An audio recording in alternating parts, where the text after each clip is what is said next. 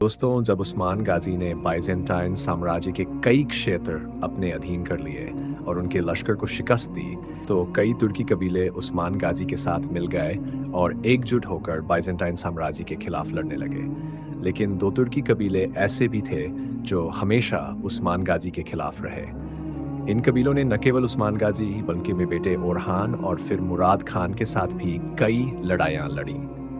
ये दोनों कबीले हमेशा उस्मानी सल्तनत के विरोध में रहे। इनमें से एक कबीले का नाम कर्मियान कबीला था, जिसके बारे में हमने आपको पिछली वीडियो में बताया था कि वे कौन थे, उन्होंने कैसे अपनी सल्तनत कायम की और वह कैसे खत्म हो गई।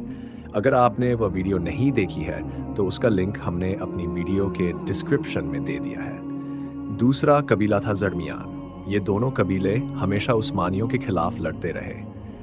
आज की वीडियो में हम जर्मियान कबीले के बारे में जानेंगे कि वे कौन थे, उन्होंने एक रियासत कैसे कायम की और वे हमेशा उस्मानियों के खिलाफ क्यों रहे। वीडियो को आगे बढ़ाने से पहले अगर आपने हमारे चैनल को सब्सक्राइब नहीं किया है तो कृपया हमारे चैनल को सब्सक्राइब कर दें। दोस्तों, गर्मियान कबीले का संबंध मुसलमानों की एक महान सल्तनत ख्वारिज्म सल्तनत से था। ये लोग ख्वारिज्म सल्तनत में रहते थे, लेकिन जब मंगोलों ने ख्वारिज्म सल्तनत पर हमला किया तो गर्मियान मंगोलों के हमलों से बचने के लिए सल्जुक सल्तनत के इलाके कोतहिया में आकर बस गए। ये समय सुल्तान अलाउद्दीन कायकुबाद का था और मंगोलों के हमलों से बचने के लिए कई तुर्क कबीले सल्जुक सल्तनत में आकर बस रहे थे। क्योंकि उस समय सल्जुक सल्तनत और मामलुक सल्तनत को छोड़कर बाकी सारी मुस्लिम सल्तनतों पर मंगोलों ने हमला कर दिया था और उन्हें नष्ट कर दिया था। गर्मियान ने सल्जुक सल्तनत की सेवा में कई काम किए, जिसके बदले में उन्हें कोतहिया और उसके साथ कई इलाके तोहफे में दिए गए। यहाँ पर गर्मियान कबीला स्वतंत्र रूप से एक ताकतवर कबीले के रूप में उभरा। जब मंगोलों ने सल्जुक सल्तनत पर हमला किया और सल्जुक सल्तनत को कमज़ोर करके उसे बहुत ही कमज़ोर कर दिया, तो ये देखकर कई तुर्की कबीले ने आज़ादी का ऐलान किया। इन कबीलों में से एक गर्मियान भी था, जिसने अपनी राज्य की घोषणा कर दी। उस समय सल्जुक सल्तनत में सुल्तान मसूद की हुकूमत थी, जो एक कमज़ोर शासक थे। गर्मियान ने सुल्तान मसूद को सत्ता से हटाने की कोशिश की, लेकिन वह असफल रहे। गर्मियान की सेना ने सल्जुक सल्तनत की सीमाओं में घुसकर कई शहरों को नष्ट किया और बहुत से लोगों की हत्या की। इस घटना के बाद सुल्तान मसूद ने मंगोलों के साथ मिलकर गर्मियान के खिलाफ हमला करने का निर्णय लिया और एक बड़ी सेना के साथ गर्मियान के इलाकों पर हमला करने के लिए निकल पड़े। इस युद्ध में गर्मियान के कई सैनिक गिरफ्तार किए गए और कई मारे गए। जब सुल्तान मसूद को यह महसूस हुआ कि अब गर्मियान फिर से बगावत नहीं करेंगे, तो उन्होंने गर्मियान के कैदियों को रिहा कर दिया। लेकिन इन कैदियों ने गर्मियान की सेना को सल्जुक सल्तनत की सेना की कमजोरियों के बारे में बताया। इसके बाद गर्मियान की सेना ने सल्जुक सल्तनत की सेना पर अचानक हमला करके उन्हें भारी हार का सामना करवा दिया।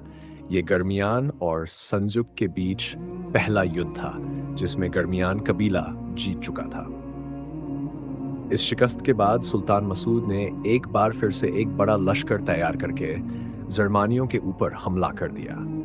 लेकिन इस बार सुल्तान मसूद के लश्कर के मुकाबले के लिए जर्मानियों का कोई भी सिपाही न आया और वह लोग पीछे हट गए। ये बड़ी हैरत अंगेज बात थी। इसके बाद सुल्तान मसूद ने जर्मानियों के एक सूबे के ऊपर हमला कर दिया और उसे लूटकर वापस कोनिया चला गया। जर्मानियों के सबसे ताकतवर सरदार याकूब बे, जो जर्मान सल्तनत के बानी भी थे, उन्होंने सुल्तान मसूद के पास अपने भांजे बदरुद्दीन को सुलह का पैगाम लेकर भेजा। यहाँ पर सुल्तान मसूद का एक खास आदमी बदरुद्दीन से मिला, लेकिन यह समझौता ज्यादा देर तक टिक नहीं सका। जर्मानियों और सल्जुकियों के बीच फिर से जंग का आगाज हो गया।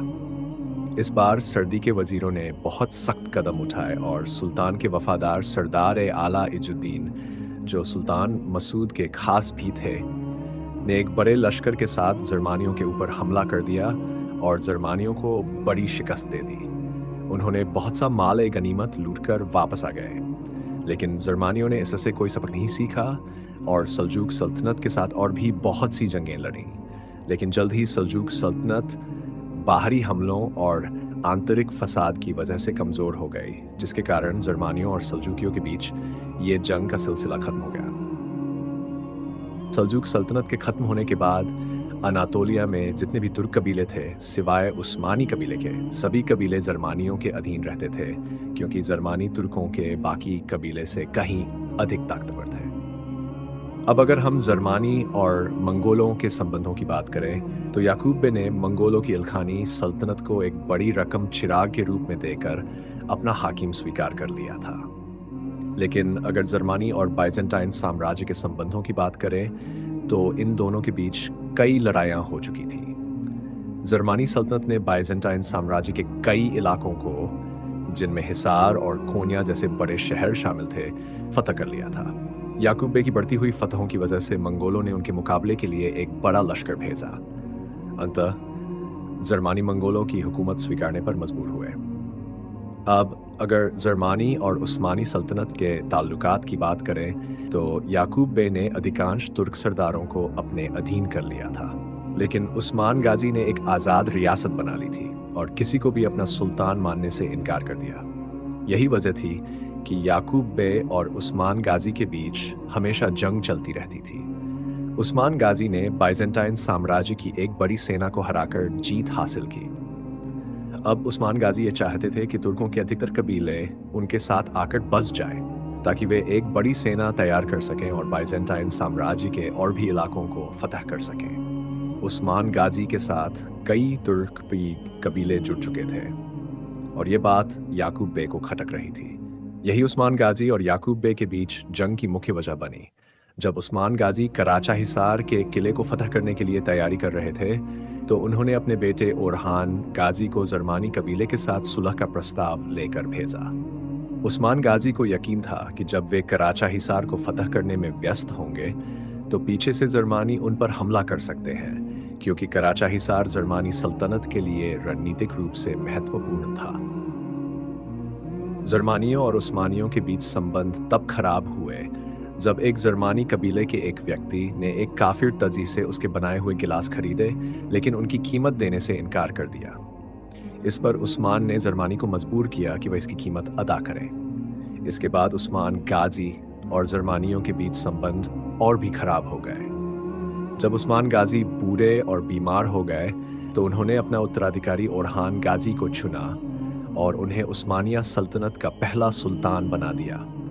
ओरहान गाजी ने बाइजेंटाइन साम्राज्य पर कई हमले किए और उनके कई किलों को फतह किया, लेकिन इन लड़ाइयों के दौरान जर्मानियों ने कई रुकावटें पैदा की, लेकिन ओरहान गाजी ने इन सारी रुकावटों को पार कर लिया।